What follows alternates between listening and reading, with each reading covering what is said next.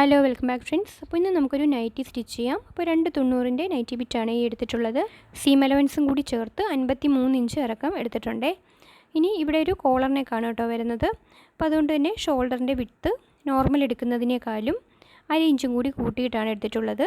അതുപോലെ തന്നെ ഷോൾഡർ ലെങ്ത്തും 1/4 ഇഞ്ച് കൂട്ടിയെടുക്കുന്നുണ്ട് കേട്ടോ. അപ്പോൾ ഷോൾഡർ സ്ലോപ്പ് 1/2 ഇഞ്ച് കൊടുക്കുന്നുണ്ട്. ചെസ്റ്റിൻ്റെ ഭാഗത്ത് സീം അലവൻസ് ഉൾപ്പെടെ 12.5 ഇഞ്ചാണ് കേട്ടോ എടുത്തിട്ടുള്ളത്.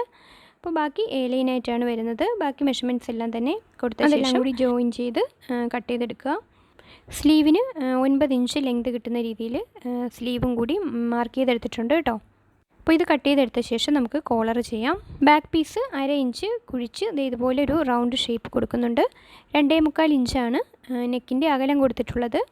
ഇനി ഫ്രണ്ടാണ് 2.25 ഇഞ്ച് നെക്കിൻ്റെ വിട്ട് കൊടുത്ത ശേഷം താഴത്തേക്ക് 9 ഇഞ്ച് മാർക്ക് ചെയ്യുന്നുണ്ട് കേട്ടോ. ഇനി ഏറ്റവും താഴെ ഫോൾഡഡ് ആയിട്ടുള്ള ഭാഗത്ത് 1/2 ഇഞ്ച് മാർക്ക് ചെയ്ത ശേഷം ഈ കാണുന്ന രീതിയിൽ നമുക്ക് ഒരു വി ഷേപ്പ് വരച്ചു കൊടുക്കണം. അപ്പോൾ ഇത് ഫസ്റ്റ് നമുക്ക് കട്ട് ചെയ്ത് മാറ്റാം.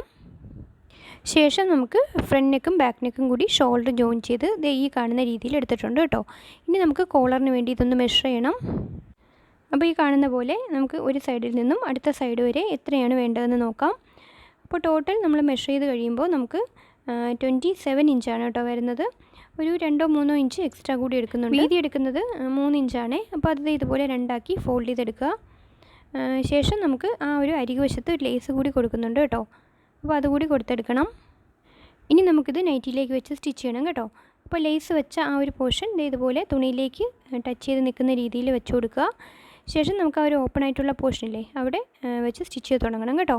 അപ്പോൾ താഴെ നമുക്ക് ഒരു 1/4 ഇഞ്ച് താഴത്തേക്ക് വെച്ചിട്ട് സ്റ്റിച്ച് ചെയ്ത് തുടങ്ങണം. അപ്പോൾ 1/2 ഇഞ്ച് ഡിസ്റ്റൻസ് ഇട്ട് ഇതുപോലെ താഴെ അറ്റം വരെ ഒന്ന് സ്റ്റിച്ച് ചെയ്ത് കൊടുക്കുക. അപ്പം ഇതുപോലെ താഴെ വരെ സ്റ്റിച്ച് ചെയ്തിട്ടുണ്ട് കേട്ടോ. അപ്പോൾ നമ്മൾ ആ ഒരു കട്ട് ചെയ്തതിനേക്കാളും 1/4 ഇഞ്ച് താഴത്തേക്ക് വെച്ച് സ്റ്റിച്ച് ചെയ്തെടുക്കണം. ഇതുപോലെ സ്റ്റിച്ച് ചെയ്ത് കഴിഞ്ഞാൽ നമുക്ക് 2 പോർഷനും ആ ഒരു കോർണർ ഭാഗം ഒന്ന് കട്ടിട്ട് കൊടുക്കണം. ഇത് ഉള്ളിലേക്ക് പോകാൻ വേണ്ടിയിട്ടുള്ളതാണ്. അപ്പോൾ ഈ ഒരു കോളർ ഓവർലാപ്പ് ചെയ്ത് നിൽക്കുന്ന ആ ഒരു രീതിയിലാണ് കേട്ടോ നമുക്ക് കിട്ടുന്നത്. അപ്പോൾ ഇതുപോലെ 2 പോർഷനും കട്ടിട്ട് കൊടുത്ത ശേഷം ഇത് ഉള്ളിലേക്ക് അകത്തേക്ക് ഇറക്കുക. 2 ഭാഗവും ഇതുപോലെ ഉള്ളിലേക്ക് ഇറക്കിയ ശേഷം നമ്മൾ ബാക്ക് സൈഡിൽ ഒരു സ്റ്റിച്ചും കൂടി ഇട്ട് കൊടുക്കുന്നുണ്ട് കേട്ടോ.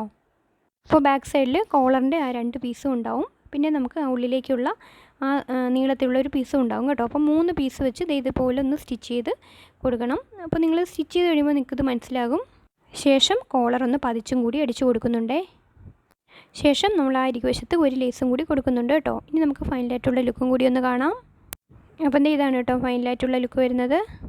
സ്ലീവിലും ഈ സെയിം ലേസ് തന്നെ കൊടുത്തിട്ടുണ്ട്. നമുക്ക് വീണ്ടും അടുത്ത വീഡിയോയുമായി കാണാം ഫ്രണ്ട്സ്. താങ്ക്